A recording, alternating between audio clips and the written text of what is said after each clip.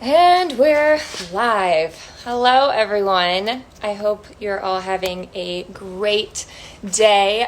Today is World Day Against Human Trafficking. I decided to do a live to help bring awareness to human trafficking, what you can do to help, what you can do to spot trafficking.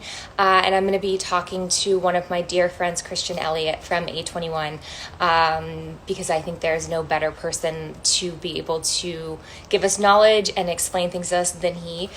He's the one who got me involved with A21. So he's kind enough to let me interview him. Mind you, I'm really the one getting interviewed. So bear with me. It might be a little rough, but it's definitely for a good cause. Hi, Hey, how you doing? I'm good. How are you? I'm very well, thank you. Long time no see. How's things? It's so nice to see you. It's good. I'm in Florida right now. I came to surprise my brother for his birthday, so I got to see everyone, which is nice because I don't think I've been home for like 2 years. Oh, that's lovely. How's your mum? She's good. So it's funny. They were here for 2 days and then they left. They had a trip planned to the Keys, which they were like, we're not going to cancel. So I got to see her and then see kind of like some of my old girlfriends and then my brother for his birthday. So it's been nice. But we head back to LA today. So I'm getting ready for that flight. Very good. Very good. Um, so Ah, thank you for doing this and allowing me to interview you. ah, thank I, you. This is awesome. I I'm can't wait. do what? It's fantastic. I mean, when was the last time we saw you? I think we were doing the missing persons documentary. I think we came to your house, right? A couple of years ago. Yeah. Oh, wow. Yeah, Time flies. It's crazy. I know. You did such a great job with that, by the way. Really, Oh, really cool. so much. So I guess should we kind of jump into it? We'll Yeah, see how. I'm okay. not usually the interviewer, so bear with me, guys. But there's no better person to interview than you. I'll start off with you were the one who brought me into A21 and kind of opened my eyes to everything that's happening with human trafficking, which I will forever be grateful for. But how did you get involved with this line of work altogether? Yeah, well, good question. I'll give you the abridged version, but so for me, it started in 2004. So when I started to learn about slavery and exploitation and modern day slavery, especially, it was sort of, for me, it was like I couldn't get my head around the fact that nobody knew what it was. I mean, I didn't know anything about it. I just learned, and it was when I spoke about it, it was like speaking into an echo chamber. Just very few people there. However, there were some amazing pioneers that I got to sort of learn from, like Danny Smith from the Jubilee campaign and, international slavery organizations. There were just so many great people. But there's one person that stuck out in history called William Wilberforce, which I studied a little bit. He was a British politician. Most of your guys will probably know this. British politician, philanthropist. And he was responsible and the leader of the abolishment of the transatlantic slave trade. And so in 2007, I got dragged into doing a campaign about this, and I was a little bit reluctant to do it. I don't know why at the time. And someone said to me, "You do realize this is your destiny. You need to be involved in this." And I thought, okay, she was quite a formidable woman, so I thought I'll listen to her. So I joined this team, and we set up this thing called Stop the Traffic. And Stop the Traffic, um, it existed because it was 200 years after William Wilberforce had put the Slave Trade Act through from 1807. And it was our opportunity not only to reflect on transatlantic slavery and how it ended, but also to use that as a platform to actually tell people, well, modern day slavery exists. And actually, slavery is bigger today than it's ever been, ever before in history. And so then, armed with all of this, I was sort of like overwhelmed. Well, what do I do with it? Because I'd taken up the challenge. I'd started looking at it in 2004 and just didn't know where to go. This campaign came along, and pre-Facebook, you were getting people's signatures really hard. So we put on concerts and all kinds of stuff, managed to get 2 million signatures. And then that, with a lot of activity from other NGOs, put human trafficking on the map in the UN and also in the British government, things like that. So that's kind of where it started. So then tell me about A21 specifically, and kind of about, I guess, the problems that we're still facing with trafficking. Yeah. Well, 21 is quite the phenomenon. It's my seventh year now, so I've had I mean, I've had tremendous time. We've seen, in this last 7 years, I've seen things that I haven't seen in my whole life. The landscape has changed so much. As you met Nick and Christine Kane, you went out for lunch, didn't we? Yeah. Yeah, when you were in LA. Yeah, so they're the founders. And one thing that, just to tell the story, Christine is Greek, and she was in Thessaloniki Airport in Greece, and she was looking around and noticed, and she's been there many times before, but she noticed the missing children's posters all over the airport. And something sort of just caused her to go and have a look and to inquire a bit more about what they were. And she's looking around, she's thinking, well, first of all, what the heck are how comes there are so many children missing in the first place? And as she's sort of traversing the posters, she sees one poster in particular, which was very personal to her because it was the name of one of her two beautiful daughters, which was Sophia.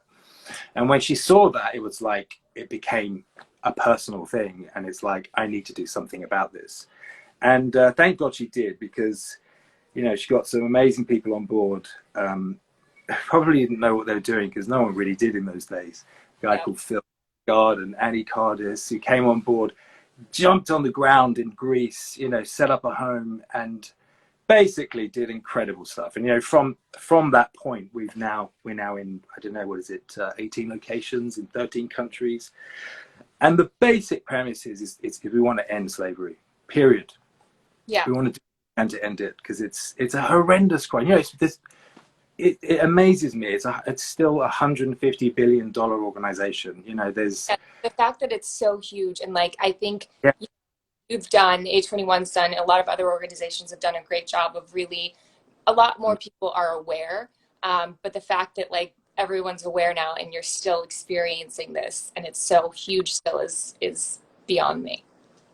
I know. The sad thing is, back then in 2004, it was the third largest criminal economy, third to arms sales, illegal arms sales, and now it's the second. And partly the reason for that is because of the anonymity online, how people are now connected. But it's a real growing concern. The thing that really irks me is just the amount of children that are going missing. I mean, like in the US alone, you're talking like 500,000 children every year go missing. Well, how does someone become a victim of human trafficking? How does that even happen? Yeah, I mean, look, there are lots of nuances, obviously, but the one thing that is the same thread throughout is there's this vulnerability, and the vulnerability may be because you need money and you need a job, and then somebody comes along who offers you these great opportunities with all the things that you need, and you're looking through the lens of your need, and you may take that job. It may be coercion, where someone says, if you don't do this, I'm going to cause harm to your family. And again, there's that vulnerability of actually having harm done to their loved ones. It might just be manipulation. It might be the need of wanting to be loved and having someone, offer you romance. I mean, there's just so many different ways of doing it. It's all basically manipulation leading to one thing, to exploit you, to get you to do things that you don't want to do. And that's basically the definition of it. It's hideous, really hideous. Yeah.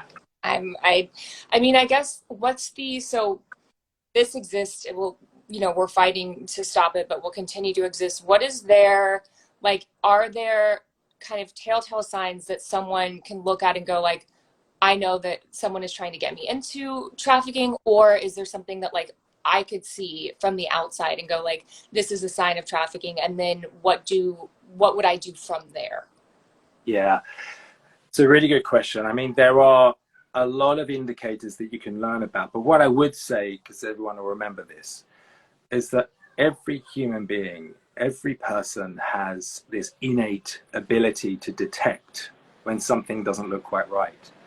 And quite often we don't respond to our suspicions. We kind of brush them off as either it's not our problem, or we're quite insular in our own world, or you don't want to cause trouble, we don't want to be nosy neighbors or whatever. I get it, but I think the thing that has really helped us is when people act upon that suspicion, that innate feeling, Mm-hmm. and actually go to the authorities, or they go to the human trafficking hotline or the National Center for Missing and Exploited Children. Like, for example, you might live in an apartment block in New York, and there's a cleaner that lives in the house who could be a domestic slave, who's been brought in from another country, or even a domestic slave from America, can be an American. And the things to look out for, if they walk out the door, they bring their rubbish out periodically every day, they might have a bruise, or their countenance may look down, or you will see it. You'll see when something's not quite right. You might see into the window and they look down and depressed, and they don't leave the house very often. It might be an apartment where there's one particular house where men can come on a regular basis, going visiting constantly. There's just so many different things, and I think the biggest thing is the psychological indicator on a child and on a human being. You can feel it, you can see it. What I would tell people is, what you can do about it is you can report it. That's how we've actually cracked a lot of cases, because people have taken the time to call the human trafficking hotline. We run hotlines around the world. And when we get those calls, we have something, we can follow the line of inquiry, work with the authorities, and actually intervene where we need to. Yeah, and I mean, I guess at the end of the day, it's one of those things that even if you are wrong, because I feel like people are afraid that they'll be wrong about something, it's better to say something and then be wrong than to not say something and then allow someone to be trapped in this trafficking ring. Yeah, exactly. I mean, it's okay. I mean, look, we get loads of calls that are wrong, but over suspicious or whatever, but that's fine. We just still encourage. It's okay. Just encourage it. Because people, when they suspect something, they don't think to call the police, but most people don't know there is a human trafficking hotline in most countries in the world. You can call a number and you actually speak to someone, and they'll guide you through the process. They'll tell you what you should do next, gather all the information, and they'll help you take action, and they'll take the action for you rather. So yeah, there's plenty you can do. Okay, and then tell me, I was lucky enough to be a part of this, but can you expand a little bit or tell us about A21's global awareness campaign, Can You See Me? Yeah, by the way, that the one that we did together, I see it all over the place in America and Chicago. Wow. It was so great. Thank you for letting me be a part of that too. Well, goodness me, thank you. No, for everyone listening, I mean, Can You See Me was born out of a need to show people what trafficking looks like. I think, around the world, we need to contextualize what it may look like, whether it's sex trafficking, labor trafficking, domestic servitude, online child exploitation. I mean, these are words that, like, what does that mean? What does that look like?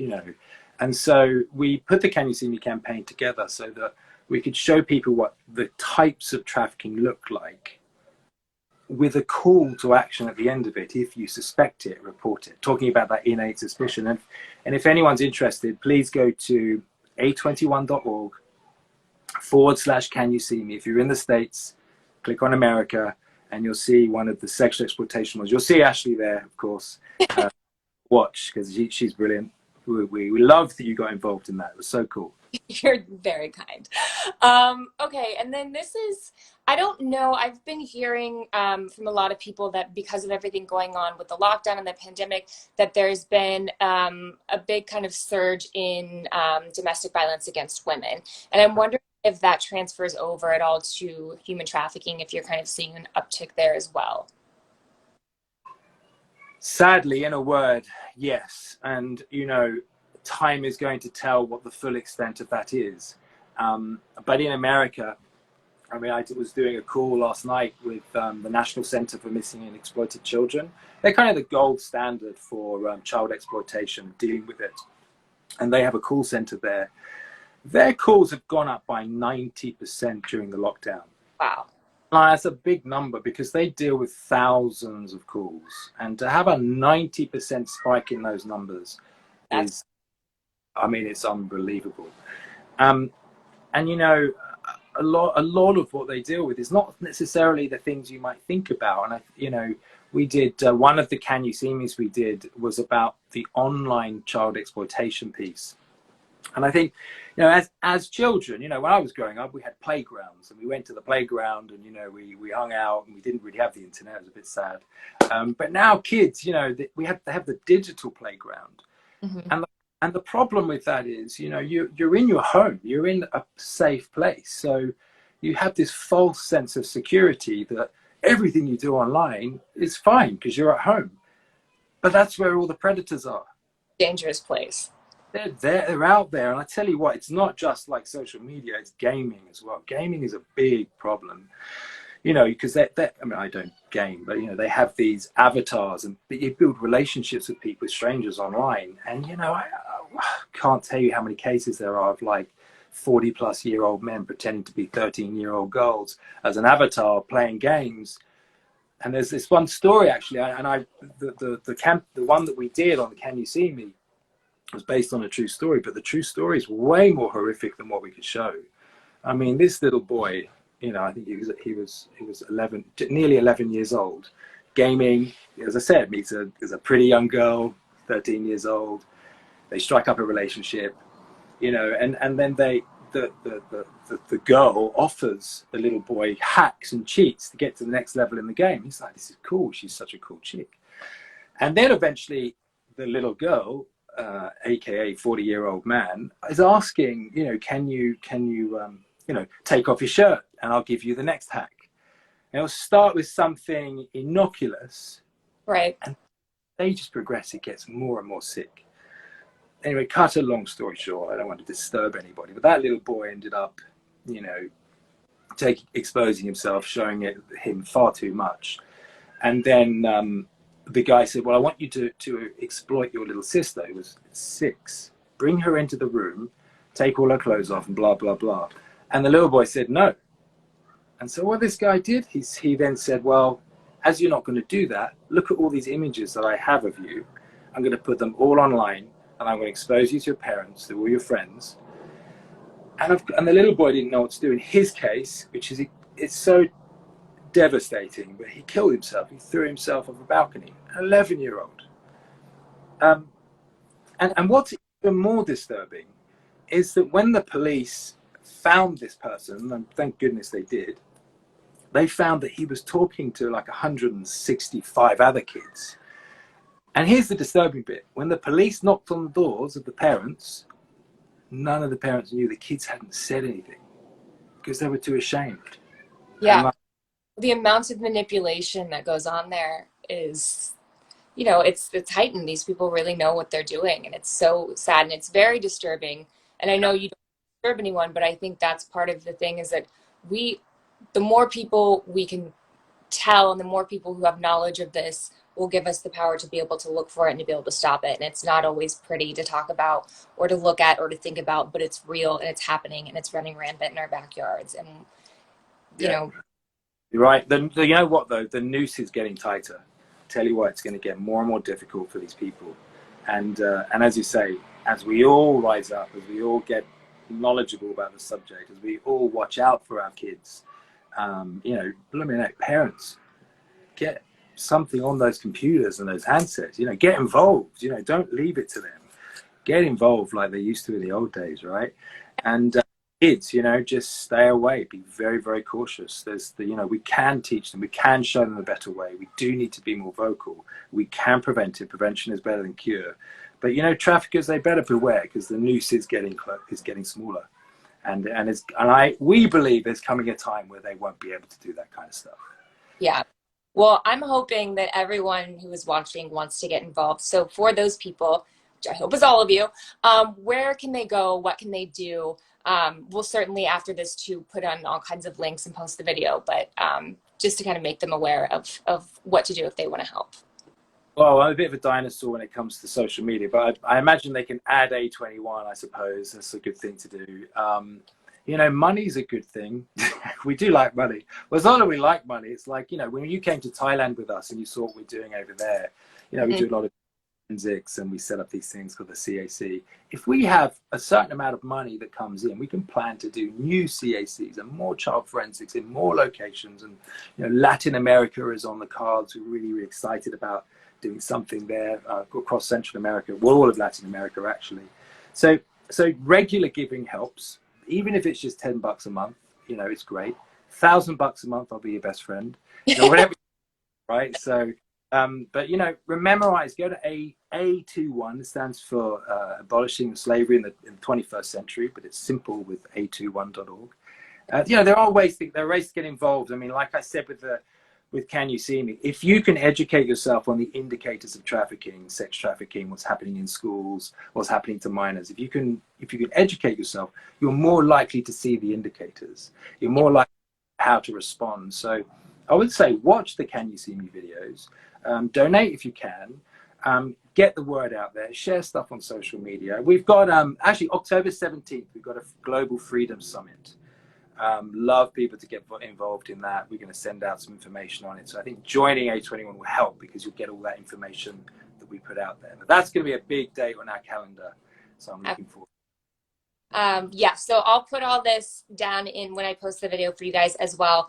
But yeah, I can tell you it's a very empowering thing to gain the knowledge and be able to share this with other people. So I think that's one of the obvious. Giving is a big part of it, but just making people aware, because I remember hearing you speak and you moved me, and I was just like, I need to be involved in this. I had no idea that this was going on. When I first became aware of human trafficking and slavery, I read a script and I was like, this exists? Like, how'd you even come up with this idea? And then I found out it was real. So I urge you guys to please get involved. Whatever you can do is going to be helpful, because this is something that we're going to have to continue to work very hard to see come to an end. Yeah. The light put this, you know, just us talking, and the light bulbs will be going on in people's heads. You know, I think that's really important, and you never know who they might be and what they can do. And actually, by the light bulb coming on, they might see something, they might report something, they may say something, and as a result of that, you know, like one tip to our hotline gave us enough evidence to take down a trafficker that had trafficked 1,000 girls. Yeah. So you know, no matter how small the tip is, please give it. You know, get to know your human trafficking hotlines and all that kind of stuff, and be part of the solution, because I think together we can absolutely crack it for sure. Well, thank you so much for doing this. It was so good to talk to you. Thank you. Work that you do. You're just so fantastic. So I hope to see you soon, Ashley. Thank you for this time. Really lovely. all right. Thanks so much. All right. Take care. Bye. Bye-bye.